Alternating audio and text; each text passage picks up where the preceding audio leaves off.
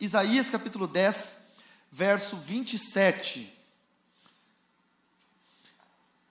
E Deus ministrou algo muito bacana no meu coração, porque nós vivemos hoje direcionamentos errados. E eu vou falar sobre isso, tá? E eu quero que você preste bem atenção. Isaías capítulo 10, verso 27. Acharam? Diz assim, olha: e acontecerá naquele dia que a sua carga será tirada do teu ombro, e o seu jugo do teu pescoço, e o jugo será despedaçado por causa da unção. Tem uma tradução que diz por causa da gordura, tá? Mas gordura e unção na linguagem bíblica, elas têm o mesmo significado. E o jugo será despedaçado por causa da unção. E despedaçado é o termo que eu mais gosto desse versículo, porque não tem como consertar mais, né? Quebrado dá para colar. Quem nunca quebrou uma coisa em casa e foi lá e fez uma gambiarra, colou com uma supercola ou algo assim e conseguiu restituir aquilo que estava quebrado? Agora, despedaçado não tem como. E é exatamente o que Deus vai fazer nas nossas vidas nessas sextas-feiras. O jugo vai ser despedaçado por causa da unção. Mas nós precisamos aprender a atrair essa unção para que despedace todo o jugo. Amém, querido? Quando nós olhamos para a palavra jugo, eu quero trazer a vocês o entendimento disso. Jugo é um utensílio de direção. Não é? Quem viveu no interior ou sabe como que é a famosa canga. Quando tinha os carros de boi, quem sabe disso? Carro de boi? Tinha 2 bois, precisava colocar um utensílio entre os 2 bois para que eles andassem juntos, para que os 2 pudessem centralizar força e assim carregar o peso que o carro de boi carregaria. E essa canga, esse jugo, era direcionado pelo carroceiro, por quem estava no comando do jugo. Então preste bem atenção, todo jugo tem alguém que está no comando. Quem entendeu isso? Todo jugo tem um comando. Mas jugo não é de todo ruim. Porque se você for olhar Mateus capítulo 11, verso 28, você quer abrir aí? Mateus capítulo 11, verso 28, Jesus diz assim: vinde a mim, todos os que estão cansados e sobrecarregados, e eu vos aliviarei. E o verso 29 diz: tomai sobre vós o meu jugo. Então existe um jugo que é bom, existe um jugo que é ruim. Tomai sobre vós o meu jugo e aprendei de mim, porque sou manso e humilde de coração, e achareis descanso para a vossa alma. Agora veja o 30, porque o meu jugo é suave. O jugo de Deus, ele tem uma regra. Ele é bom, perfeito e agradável. Se você quer saber se o direcionamento de Deus na sua vida é real, é de Deus, tem que ser bom, perfeito e agradável. Se não passar nesses 3 princípios, não foi Deus quem colocou esse direcionamento na sua vida. O jugo do diabo não. Ele é desagradável, ele é caminho de morte, ele é perdição. O jugo de Deus, ele leva a veredas tranquilas. Deus nos direciona para veredas tranquilas. Olha lá, ó. Que legal. Exatamente isso. Colocaram a foto no telão para visualizar melhor. Isso é um jugo, uma canga. O jugo de Deus, ele gera direcionamento para águas tranquilas. O salmista Davi disse isso. No meio de uma batalha, não sei se você sabe, a história do Salmo 23 foi escrita, foi pensada, vivida por Davi na batalha com Golias. E ele, no meio da batalha, ele teve uma oração. Ele pediu: Senhor, direciona a minha vida, eu preciso de um direcionamento. E ele disse que o Senhor o levaria para águas de descanso, para águas tranquilas. Isso significa o quê? Direcionamento de Deus. O jugo de Deus te leva para a tranquilidade, para águas de descanso.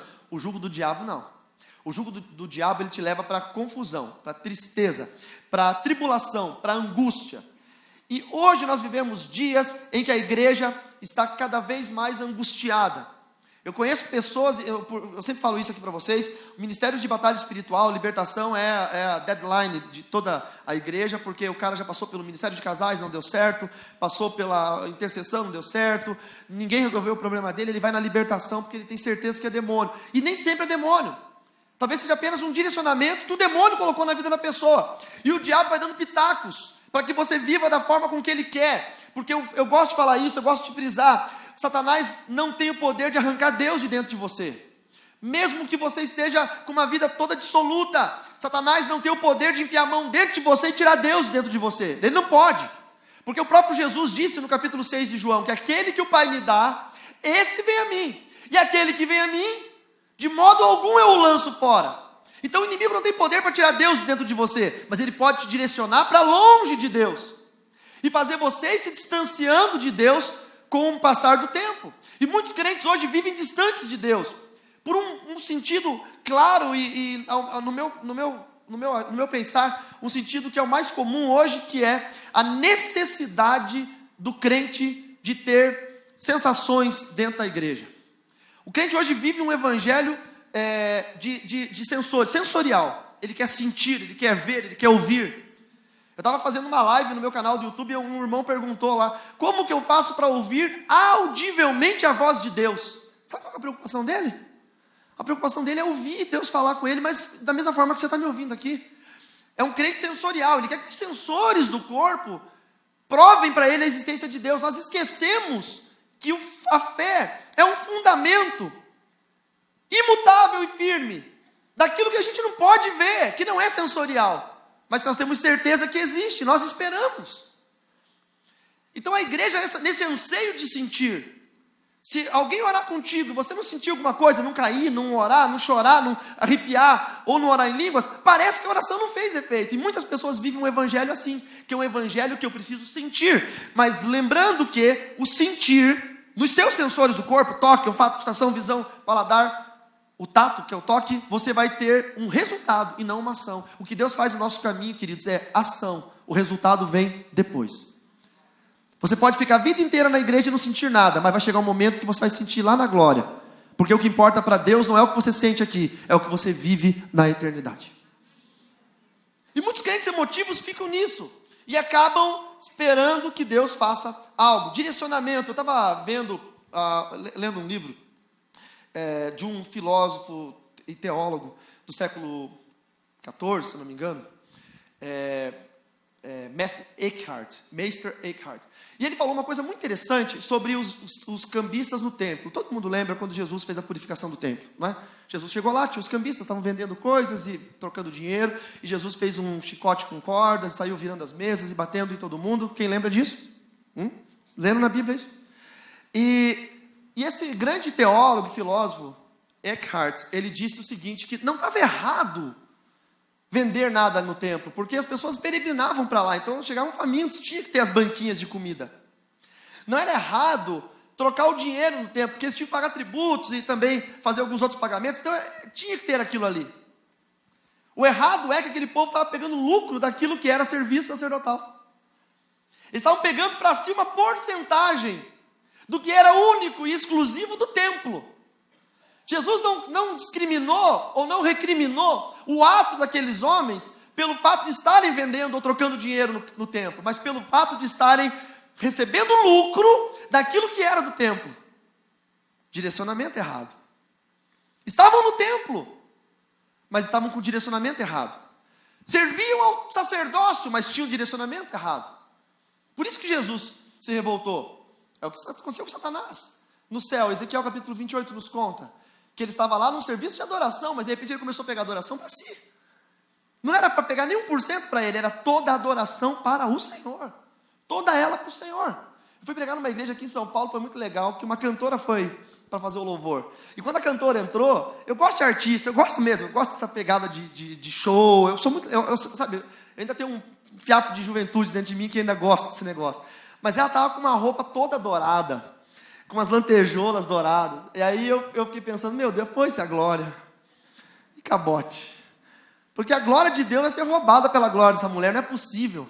E quando pegava a luz da igreja nela, brilhava tanto, que parecia um globo, esses globos de antigamente. O pastor Caleb está com aquela roupa do tempo da brilhantina, a Olivia Newton-John e o John Travolta, lembra daquele filme? Era aqueles globos de antigamente que jogavam canhão de luz. E eu fico pensando, qual é não lembra da Olivia Newton-John e do John Travolta ali, ó?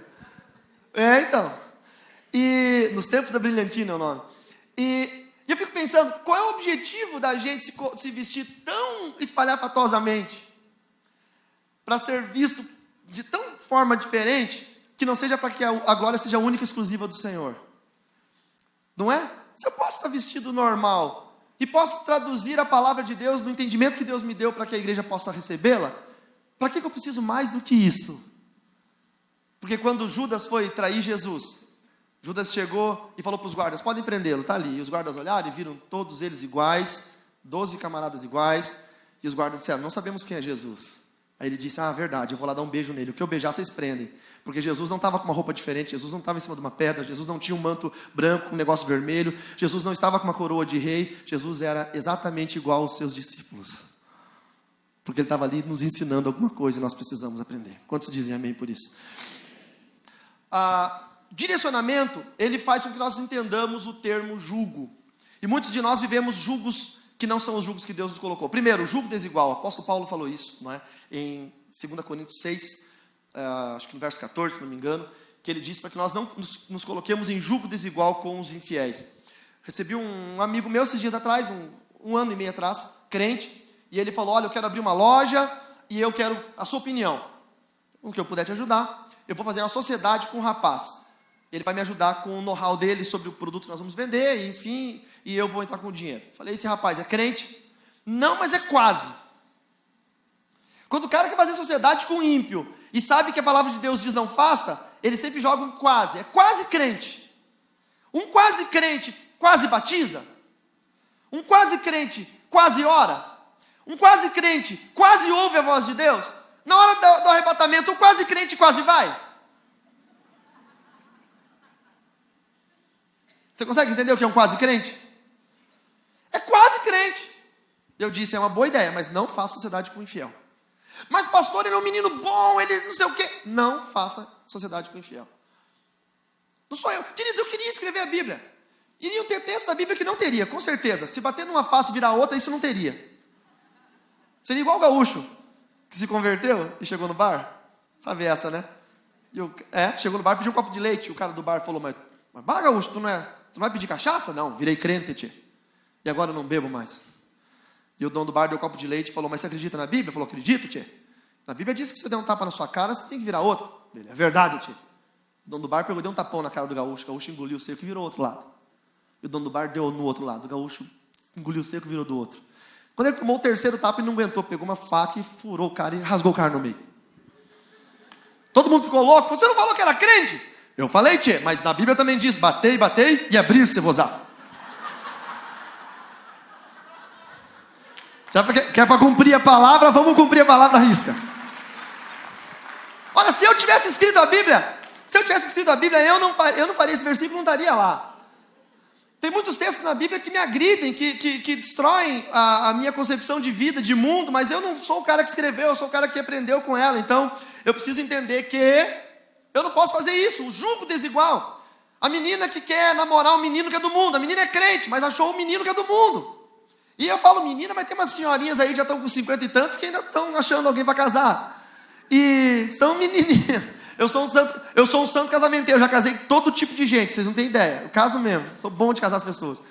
E aí vai casar com ímpio. E eu me lembro, logo no início do ministério, minha esposa contando uma historinha para as crianças na escolinha da igreja, e falando que o pássaro se apaixonou pelo peixe, e a pássara, sei lá, o pássaro macho pelo peixe fêmea, acho que é isso, não sei. Se apaixonou, e aí quiseram casar, e eles namoraram muito tempo, e aí as pessoas falavam, não vai dar certo, não, vamos casar. Daí eles casaram, e quando eles casaram, não tinha onde morar, porque se fosse morar no galho da árvore, o peixe morria, se fosse morar debaixo do rio, o pássaro morria. Não tem como você ter comunhão, luz e trevas, não tem jeito. Porque isso é um jugo desigual. E a gente pensando de forma racional, atenção crente, olha só, tem muito crente que vive só no espiritual. Só que o espiritual é tão invisível aos nossos olhos que você pode estar sendo enganado, achando que é espiritual. Eu conheço pessoas que tiveram a vida destruída por falsas profecias. Pessoas que são infelizes no casamento, porque profetizaram que aquele ali era o par perfeito para casar dentro da igreja. E o cara casou por profecia. E está hoje sofrendo, infeliz, porque aquela mulher não era para ele. Porque é invisível. Profetizaram para mim esses dias atrás. Tem profeta que não pode ver pregador que vem trazer uma profecia. Dá mais ibope profetizar para o pregador do que para qualquer irmão da igreja. E ele terminou de profetizar, eu fiquei assim, feliz, né? Assim, reverência e tal. Terminou, dele falou assim, ó, atende aí, irmão. Pode atender. Não, pode atender, tá tranquilo. Vai que é Deus ligando, falando, ó, não é para... Viu só, o pastor tá falando, não é para entrar em jogo desigual. E aí, terminou de profetizar, ele falou assim, amém, vaso? Daí eu fiz assim. O senhor vai dizer amém não, vaso? Eu falei, o senhor me perdoa? Mas eu não vou dizer amém. Porque a própria palavra de Deus diz que eu primeiro preciso provar as profecias. Tem que haver alguém que julgue as profecias. Se o Senhor profetizou algo que veio do inferno e eu não o conheço, eu vou dizer amém, eu estou aceitando a profecia do inferno. Se o Senhor profetizou algo que é da sua carne, eu vou estar aceitando isso na minha vida. Então eu não vou dizer amém, eu vou orar e vou pedir para Deus que me dê provas que essa profecia veio do Senhor. E aí depois eu te falo se foi ou não. Só que a gente está tão acostumado com crentez, que pode ser qualquer pessoa que vem orando em línguas, botando a mão na sua cabeça, você nem sabe o que ele está orando, você está dizendo amém, amém, amém. E satanista ora em línguas também. E ora em línguas de demônios, e é muito parecido com a língua que a gente ora na igreja. Ele pode estar botando a mão na sua cabeça e dizendo um monte de porcaria, acabando com a sua vida, e você está dizendo amém, amém, amém.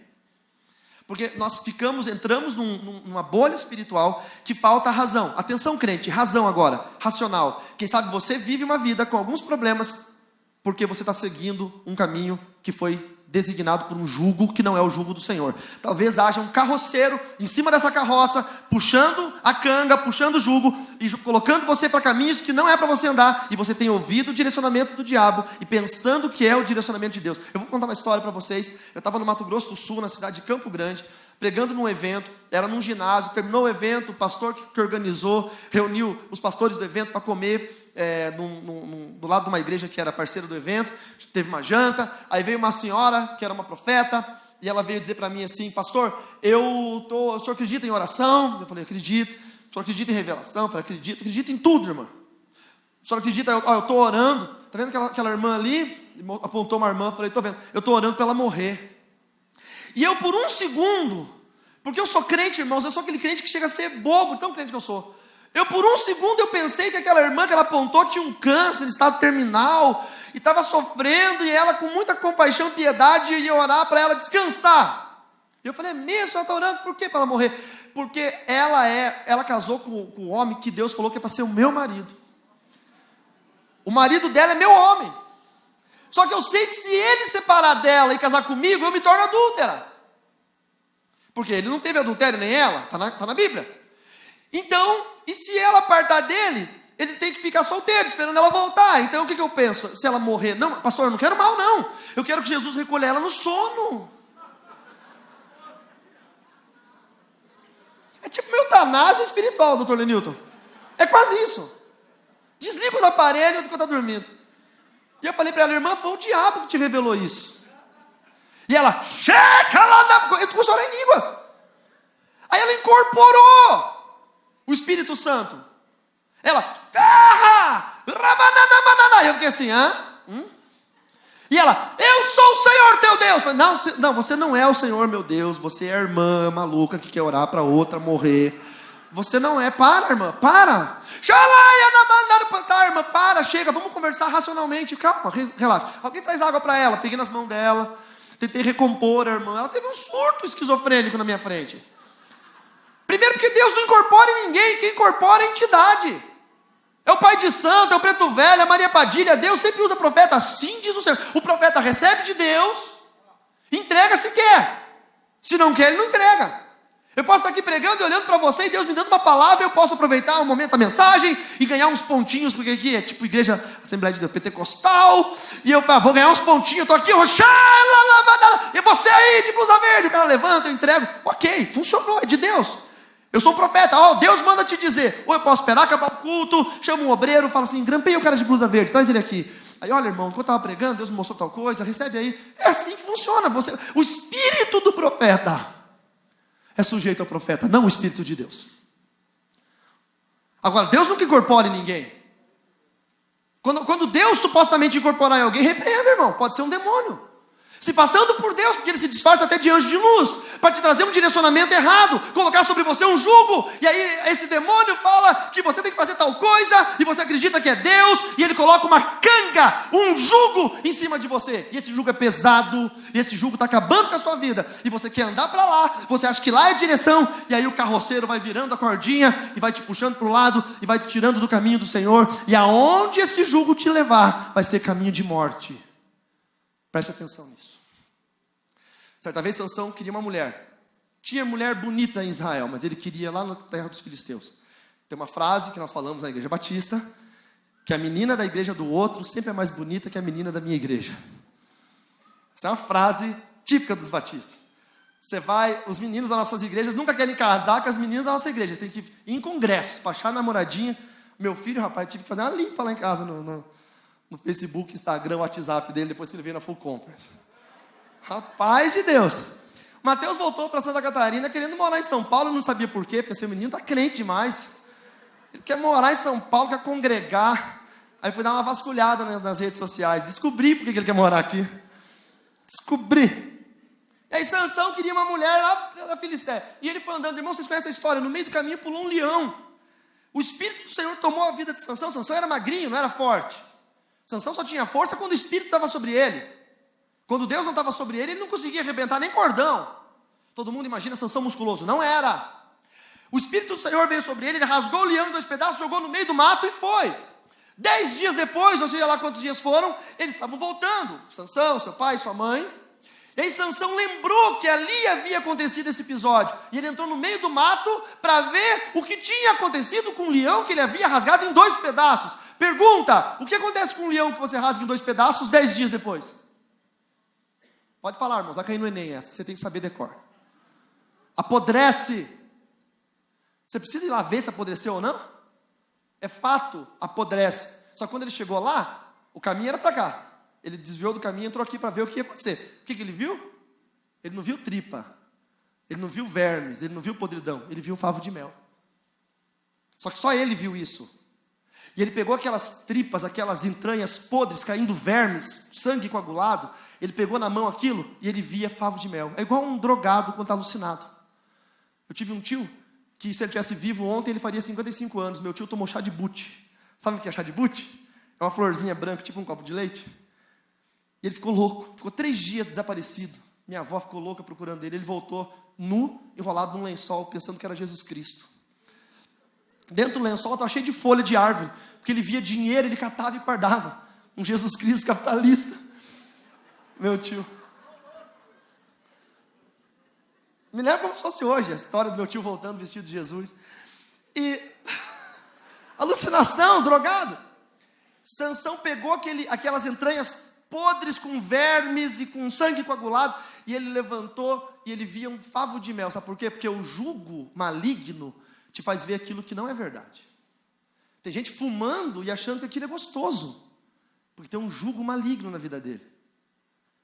Tem gente traindo, adulterando, está dormindo com um demônio na cama. Esse demônio vai arrancar sua língua numa mordida, vai fazer alguma coisa terrível sobre você, só que você não tem ideia, porque você está num jugo maligno e você acha que aquilo é o ideal para você. E aí Sansão pegou, e quando ele chegou para o pai e para a mãe, o problema é que isso começa a contaminar as pessoas. O pai e a mãe olharam e viram tripa podre, vermes caindo.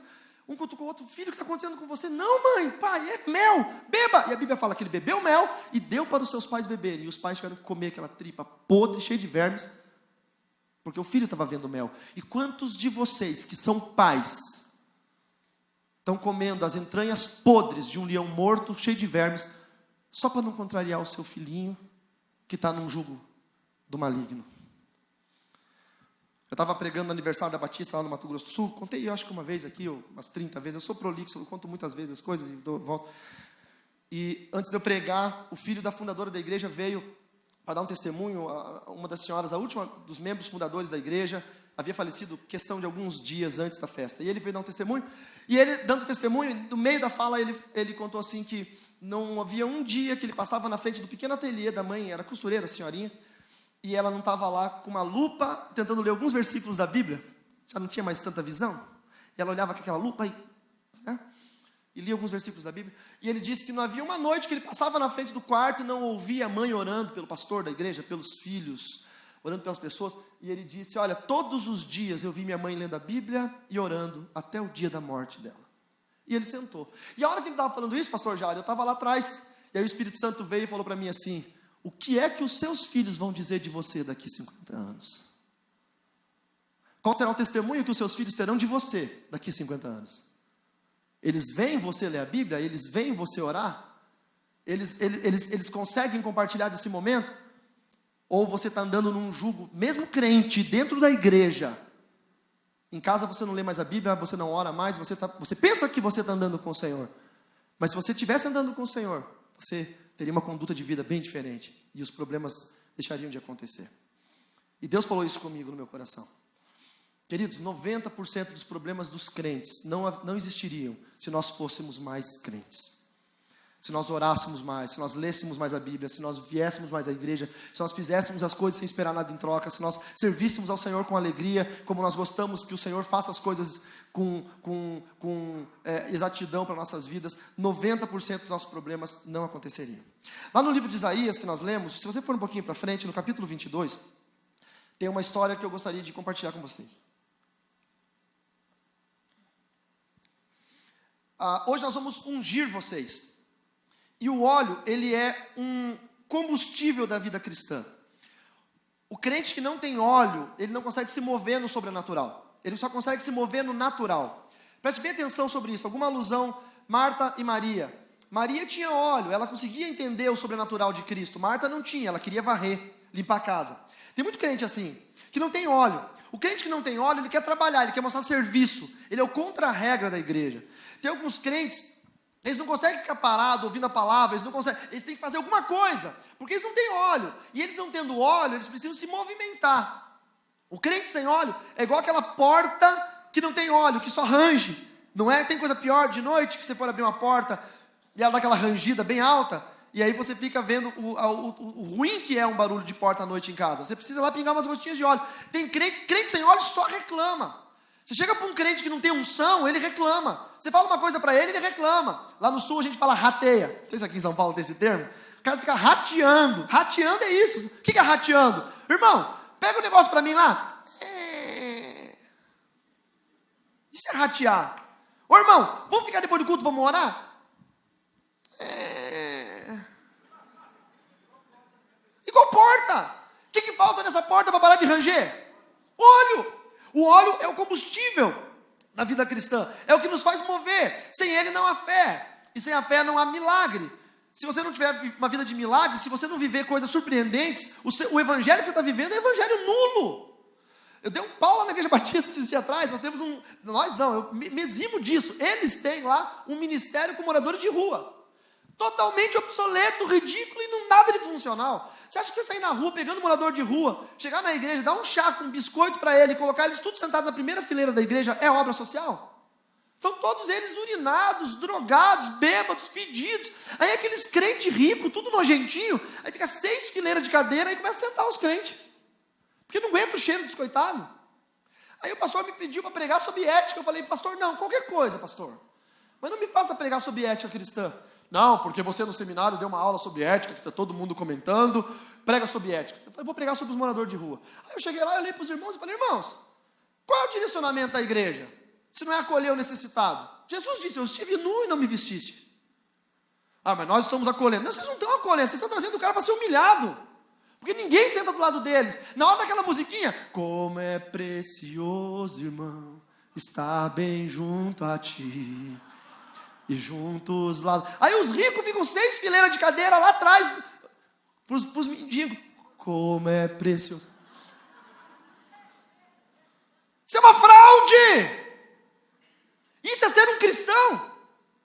Aí eu propus um experimento social. Falei, então domingo que vem, os moradores de rua vão ficar na última fileira perto da mesa de som. E no outro domingo, naquele canto. E no outro domingo, lá naquele canto. E se ficar uma bolha de cadeira vazia, vocês são uma fraude. E deu aquele temor na igreja. E a minha esposa mandando WhatsApp para mim, dizendo, prepara a mala que nós vamos ser expulsos da igreja hoje. A casa caiu. No outro dia, o pastor me chamou na casa dele para almoçar. Quando o pastor, presidente da igreja, chama você para almoçar, deu ruim. Deu ruim. Mas estou lá ainda, irmão, na corda bamba, mas eu estou. Mas é verdade, o problema é o direcionamento. O diabo nos direciona para nos enganar. Não, vocês estão fazendo certo, estão trazendo eles dentro da igreja. Está tudo errado. Porque eles entram bêbados, saem bêbados. Entram mendigos e saem mendigos. E vão viver uma eternidade com mendigância, drogados e alcoólatras. E não vão ser salvos e não vão ouvir o evangelho. E nós vamos fingir que estamos dando pão para os pobres. Você está entendendo? Isso não é igreja. O problema é esse. Sem unção, nós não conseguimos enxergar o sobrenatural, nós não conseguimos nos mover no sobrenatural. Sem unção, você não consegue mudar a sua vida, você não consegue ganhar sua família para Jesus. Sem unção, você não ganha seu marido, sua esposa, você não é curado de nada. Sem unção, a tua empresa vai falir. Não adianta, você pode pisar no vale do sal, entrar pela porta de Absalão e fazer todas aquelas campanhas nos 318 e será quantos? Só quem assiste eu falo que eu discuto entendeu essa piada. Que não vai adiantar, porque você não tem unção, você está andando num jugo maligno, e o jugo, ele é pesado. E o óleo, ele é como, por exemplo, tem alguém aqui que é farmacêutico, engenheiro químico, ou alguma coisa assim? Não? Eu não sei fazer um comprimido, um remédio. O doutor Lenilton sabe, sua esposa é. Aspirina, ácido acetil salicílico, acertei? Eu não sei pegar sinteticamente, ou seja lá como tira esses elementos e fazer em casa. Estou com dor de cabeça, eu vou lá e falo, meu Deus, eu não tenho um comprimido, não quero ir na farmácia, fazer uma fórmula ali e tomar. Eu não sei. O que eu preciso fazer? Eu preciso confiar em alguém que sabe. Eu preciso ir na farmácia e confiar. Se é Bayer, é bom.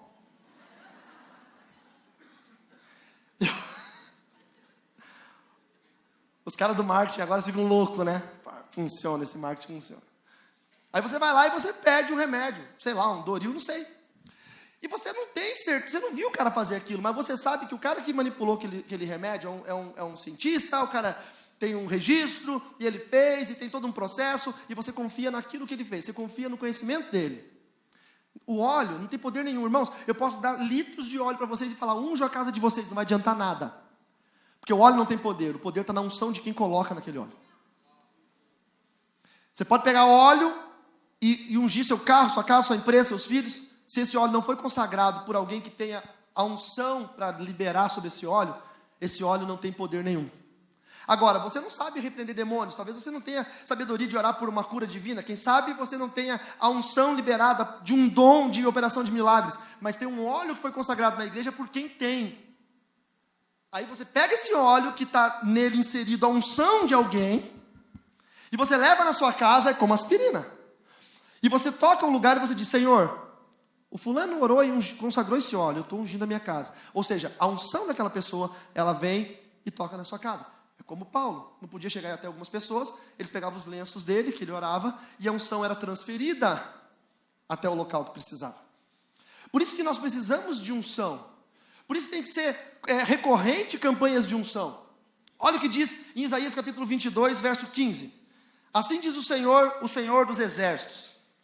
Anda, vai ter com esse administrador, com Sebna, o mordomo. Ele pergunta, olha, escute irmãos, diga comigo, administrador. Diga mordomo.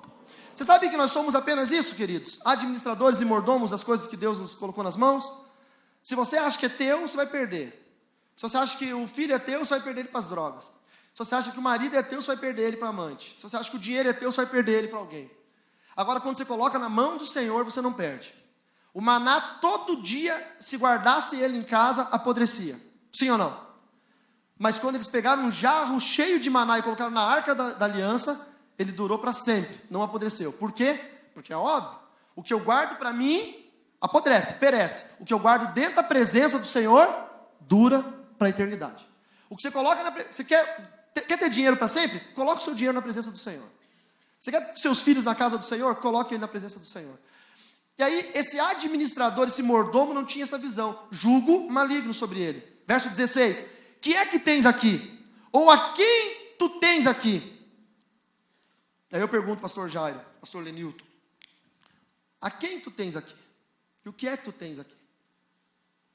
Tu tens um grupo de mordomos. Não só os obreiros, todos. Alguns, infelizmente, são como Sebna. E outros são como Eliaquim, que nós vamos conhecer no texto. Ou a quem tu tens aqui? Para que abrisses aqui uma sepultura, lavrando em lugar alto a tua sepultura, assim zelando na rocha a tua própria morada? Eis que como homem forte o Senhor te arrojará violentamente, agarrar-te-á com firmeza, enrolar-te-á num invólucro e te fará rolar como uma bola para a terra espaçosa. Ali morrerás e ali acabarão os carros da tua glória, ó tu, vergonha da casa do teu Senhor. Eu te lançarei fora do teu posto e serás derribado da tua posição. Quem tem um jugo maligno, os dias estão contados. Por isso é importante você abrir o olho e começar a pensar seriamente em tirar esse jugo maligno com a unção e receber um jugo leve do Senhor. Agora olha o verso 20. Naquele dia chamarei ao meu servo Eliaquim, filho de Ilquias, vesti-lo-ei da tua túnica, cingi-lo-ei com a tua faixa, e lhe entregarei nas mãos o teu poder, e ele será como pai para os moradores de Jerusalém e para a casa de Judá. Verso 22, toda a sua atenção. Porei sobre o seu ombro a chave da casa de Davi. Ele abrirá e ninguém fechará, e fechará e ninguém abrirá. É período de uma troca de posições. É período da troca do mordomo. O mordomo que tem um jugo maligno vai perder a posição e vai ser derrubado, e Deus colocará no lugar dele um outro mordomo que sabe administrar as coisas de Deus, e com ele autoridade, unção e uma chave que ele abre e ninguém mais fecha, e quando ele fecha, ninguém mais abre. E essa palavra é profética, eu preciso que você entenda no ambiente profético. Deus quer trocar posições no reino dele. O reino do Senhor está em evolução, o reino do Senhor está em crescimento, e não é apenas para a igreja aqui, dessa sexta-feira à noite, é para quem vai vir na outra sexta, na outra sexta, na outra sexta, e quem sabe você está ouvindo essa palavra agora e está pensando, para minha tia devia ouvir isso, traga sua tia no próximo culto, o meu pai precisava ouvir isso, precisava dessa unção, porque Deus vai trocar posições, e talvez você, aquele coitadinho que foi humilhado, está sendo até hoje, passando dificuldades e vergonhas, mas esse tempo vai acabar, porque quem está numa posição de honra, que não sabe administrar as coisas que Deus deu, Deus vai tirar e vai colocar quem sabe, e você só vai saber se você receber a unção de Deus, para ter um jugo leve e um fardo suave. Quem entendeu? Agora, se você está com o jugo pesado do diabo, não adianta nada Deus te ungir, você não vai conseguir seguir o caminho do Senhor. Você precisa de um novo direcionamento. Diga comigo, novo direcionamento. Diga, uma nova unção, que vai destruir, diga, vai aniquilar todo jugo maligno sobre a minha vida. Agora vou fazer uma pergunta para vocês. Quem já sentiu isso, sabe, quando acordou um dia ou no meio da tarde, enfim, e sentiu que tem alguma coisa errada na minha vida, tem alguma coisa me travando? Se você tiver a liberdade para fazer um sinalzinho com a mão, quem já sentiu isso alguma vez? Sabe aquele negócio tipo, que fase que eu estou passando? Eu já senti isso. Em casa, de vez em quando, a gente tem essa sensação. A minha esposa pega o óleo e sai ungindo. Não só a nossa casa, o prédio todo. Porque é o ambiente que nós moramos. Nós temos a ação, essa atitude de ungir novamente. E viver uma unção real. Uma vez eu fui ungir uma casa de uma pessoa que estava com o marido, problema de bebida, e não queria se converter e tudo mais. E nós fizemos uma unção estratégica. Vou ensinar vocês, por favor, presta atenção. Quem precisa ganhar alguém para Jesus? E está difícil. Tipo parente próximo, está difícil. Tá? Você tem acesso à casa dessa pessoa, ou ela mora com você? Então é o seguinte, o que você vai ungir? Você vai ungir lugares estratégicos, você vai ungir a chave de luz. A chave de luz. Você vai ungir a maçaneta da porta. Entendeu? Você vai ungir o travesseiro. Não a fronha, o travesseiro. Por quê? Porque essa pessoa, todo dia ela vai ter que botar a mão na maçaneta para entrar. Está tocando no lugar ungido. É estratégico isso. Todo dia vai ter que bater a chave de luz para acender a luz do ambiente que for. Vai tocar na unção. Todo dia vai ter que dormir. É estratégico. E nós fizemos uma unção estratégica na casa dessa pessoa. E essa senhora tinha que renovar essa unção toda semana. E nós orávamos com ela na igreja. Ela ia lá e renovava. Menos de um mês, o marido já estava começando a vir nos cultos na igreja. Por quê? Porque a unção despedaça o jugo. Esse homem deitava para dormir, a unção estava corroendo esse jugo. Estava despedaçando. Eu já tive situações na minha vida que eu cheguei em casa com um cansaço físico tão grande que eu tomei Dorflex. Falei, não, é dor muscular, é cansaço. Não era espiritual. Aí você toma um Dorflex, não resolve. No outro dia você acorda pior, uma dor bem aguda na coluna. Aí você pensa, meu Deus, o que será que é? E você começa a tomar anti-inflamatório. Não. Dobra o joelho e ora. Pede para sua esposa, para o seu marido, para o seu pastor, para alguém. Me unge. Você pode me ungir? Pega o óleo. Aí unge. E ora com você. Uma gotinha de óleo. Aí você vai ver que vai ter aquela sensação de ter uma coisa pesada que está saindo das suas costas. E você se sente leve. É o que Deus vai fazer nessa noite hoje com você. Mas eu quero te alinhar em uma coisa. A unção, ela é invisível, mas ela é real, amém? A unção é como a eletricidade, eu sempre digo isso. Ela pode te matar, se você não saber manuseá-la. Mas se você saber manuseá-la, ela pode mudar a sua vida. Você não vê a eletricidade, mas você sente. E você vê os atributos dela e o resultado que ela gera. A unção é isso. E quando nós formos ungí-lo, você vai sentir a unção de Deus. Então você precisa estar sensível a isso. Mas se você não sentir, creia que você foi ungido da mesma forma. Porque o meu organismo é um, o organismo de outro é outro. Eu preciso fazer isso com vocês hoje, ungir todos vocês. Então, em nome de Jesus, eu vou orar, os meninos vão louvar, e você vai passar e eu vou descer lá para ajudar a ungir também. Feche seus olhos.